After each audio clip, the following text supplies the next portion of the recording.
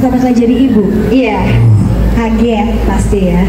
Kaget antara seneng pasti ketemu bayinya, akhirnya ketemu bayinya setelah menunggu 9 bulan. Gemes sama diri sendiri juga, bingung. Rasanya tuh bener-bener campur aduk, walaupun sebenarnya kalau dirasa-rasa sekarang gitu ya, ya sebenarnya garis besarnya adalah happy banget gitu. Wow, happy banget ya jadi seorang ibu. Mungkin Mama Lesti juga boleh nggak ceritain dari apa ya, kalau misalnya zaman sekarang namanya flamingo era kali ya kan ya. Jadi dari sekarang ada flamingo era, bener ya. Wanita akan mendapatkan masa pinknya lagi gitu. Boleh nggak sedikit diceritain nih Mama Lesti gitu ya, pas waktu awal-awal jadi ibu, prosesnya kayak gimana? Ada nggak sedikit rasa, oh aku sekarang udah jadi ibu ya, kayak gitu? Pasti kalau kalau awal-awal ya namanya masih baru, masih ngerasa kayak antara ini udah siap apa belum, terus udah cocokkah apa belum, terus kayak kira-kira bisa apa enggak ya jadi ibu yang baik gitu. Tapi dan alhamdulillah bersyukurnya kalau aku tuh support sistemnya tuh banyak, jadi nggak ngerasa minder, nggak ngerasa takut, nggak ngerasain ya kayak gimana ya, kebingungan gitu, nggak, karena memang support system orang sekitarnya tuh banyak gitu, banyak banget yang ngebantuin. Oke, nah jadi hari ini memang tema Breastfeeding Fest kita itu untuk merayakan semua para ibu-ibu tentunya. Aku sedikit penasaran, aku boleh lanjut lagi nggak apa-apa ya, nih ibu-ibu nih ngomongnya karena semua ibu-ibu nih, saya belum, mohon maaf. Oke, kita mulai dari Mama Gigi dulu ya. Boleh nggak sih Mama Gigi diceritain sedikit, karena waktu itu sempat ya pas waktu sama Mama Gigi itu aku taunya dari pas waktu asinya yang viral banget tuh, yang tiba-tiba jatuh, gedabrak, gedubruk gitu dari kulkas gitu kan. Boleh nggak diceritain sedikit perjalanan waktu Mama Gigi menyusui 2 anak waktu itu ya kan? Aduh, luar biasa itu ya.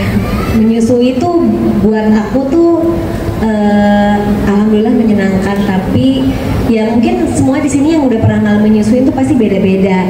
Ada yang effortless, yang cuma tinggal buka terus menyusui, kayaknya gampang banget, tapi nggak buat aku.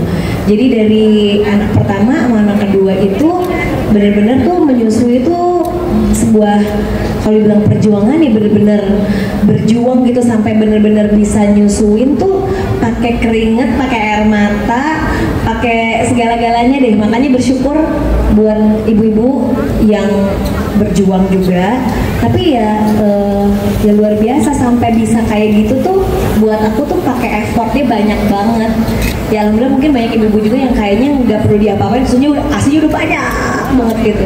Tapi buat aku tuh ya kalau ngomongin asi tuh ya ngomongin perjuangan yang sesungguhnya. Kapan sih sebenarnya Mama Gigi kenal sama Mama Uung? Karena kan waktu itu langsung tuh keluar darinya tuh pakai kantong asi Mama Uung, terus juga aku taunya Mama Gigi pakai Mama Uung juga. Nah itu sejak kapan tahu dari Mama Uung? Anak kedua. Oh gitu ya. Iya. Karena kan kebetulan nggak jauh beda, seumuran. Ini kayaknya seumuran sama Moel, Abang El Cipung. Iya. 2021. Iya. 2022. Tapi kan 2022. 2022 nggak beda sebulan. Akhir. Iya, bedanya kita sebulan tanggal 6 November, Desember. Oktober, November, Desember. Nah, urut ya kan? Ya, urut. Kayaknya kalau dijajarin udah nih berteman kita. Iya, benar-benar. Oke, dari anak kedua itu baru kenal, terus kita ngobrol-ngobrol ya. Ya senang banget karena ya itu dia tadi, kalau namanya menyusui itu tuh harus ada support system.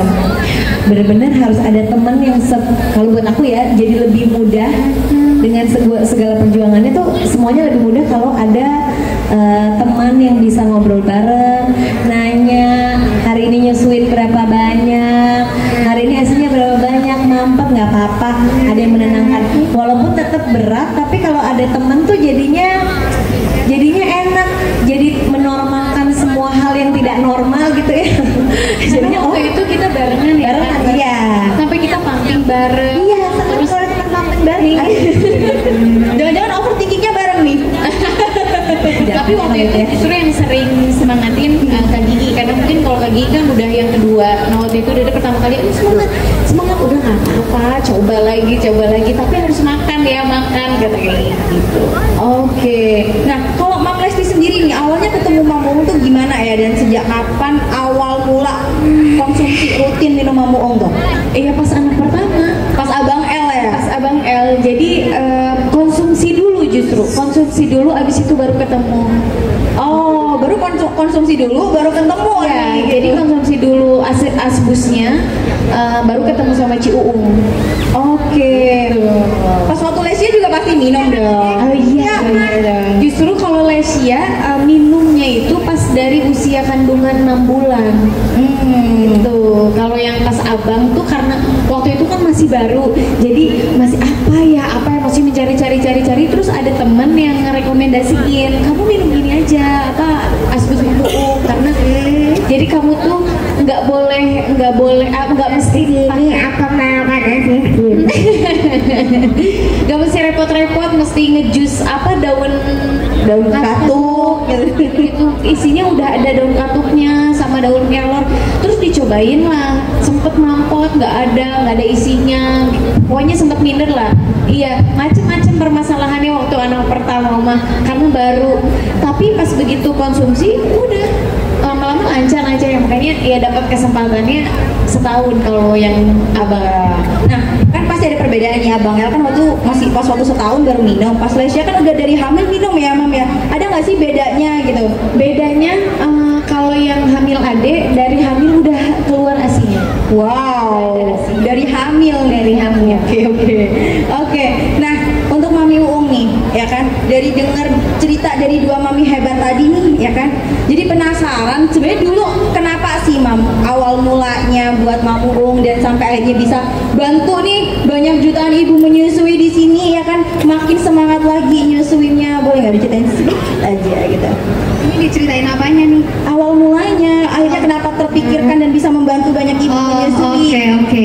Jadi ya sebetulnya kita semua merasakan ya kalau anak pertama tuh anak perjuangan gitu ya, menyusuinya berdarah-darah, terus sampai dulu tuh nggak ngerti sama sekali tentang ASI gitu. Nah, dari anak pertama nggak ngerti tentang ASI, bahkan sempat kepikiran kayak ya udahlah, pokok sejalannya aja gitu. Terus juga sempat merasa kehilangan diri sendiri. Bahkan aku tuh begitu lahiran, aku tuh nyimpen celanaku sebelum aku hamil gitu, dan setiap kayak sebulan sekali aku tuh cobain celana itu, dan celana itu nggak bisa masuk gitu ya, cuma nyangkut di paha gitu. Itu aku kerasa kayak aku benci sama diriku gitu, kayak kenapa sih kok nggak bisa, maksudnya nggak bisa cepet kurus, nggak bisa cepet balik gitu. Dan dari situ akhirnya merasakan gitu kayak kok gini banget ya jadi seorang ibu gitu. Nah, karena problem-problem itu tadi, anakku juga kurus, berat badannya kurang gitu, terus aku juga merasa aku susah untuk menerima diriku.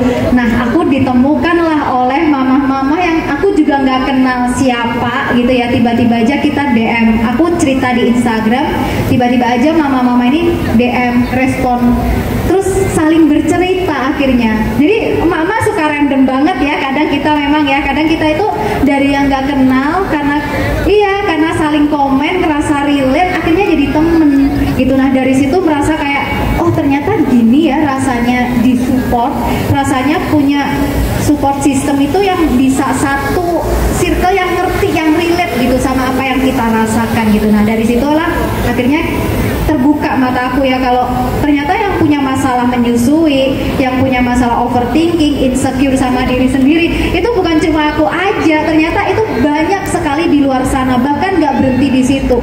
Di Mama Uung itu banyak banget kasus-kasus yang masalah ekonomi, masalah sama suami gitu ya, masalah macam-macam lah, itu bisa sampai bikin asinya seret, termasuk masalah tidak punya support system gitu. Dan menurut aku itu yang paling aku rasakan banget gitu, ketika bertemu sama mama-mama, kita chattingan, kita ngobrol gitu ya, mereka itu berterima kasih gitu sama Mama Uung, terasa disupport, terasa dipeluk.